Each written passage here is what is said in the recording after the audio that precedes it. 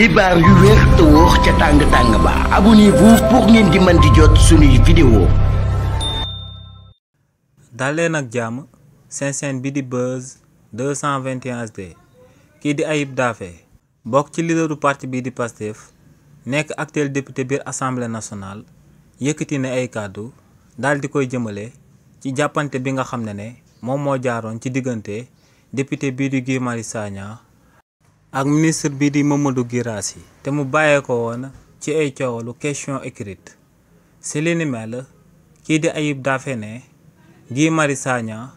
ginnaaw ba muy jébbal kii di Mohamed Guirassy akub lettre écrite ne ci rôlam la nekkoon ci rôlu député la nekkoon ndax ne daa bokk ci rôlu député muy contrôler action gouvernement bi te ne lettre écrite benn la ci procédé yi ngir mu daal di mën a amal li ni mel ne procédé boobee ñu daal di dippee lettre écrite dañ ko daal di encadrer sax ak benn procédure bu spécifique ndax ne député bi buy bind akub lettre écrite di ko jébbal kenn ku bokk ci gouvernement bi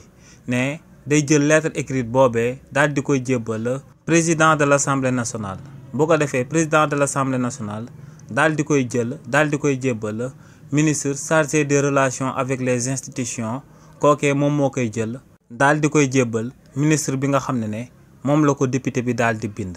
ne ministre boobee ginnaaw bu jotee lettre bi ba daal di koy tontu da koy jébbalaat ministre chargé des relations avec les institutions kookee jébbalaat ko président de l'Assemblée nationale bu ko defee député bi daal di koy jotaat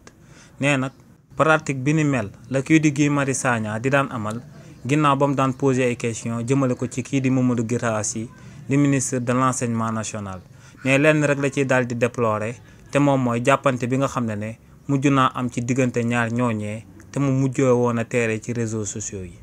xibaar yu wér te wóor ca tàng ba abonnez-vous pour ngeen di mën di jot suñuy vidéo.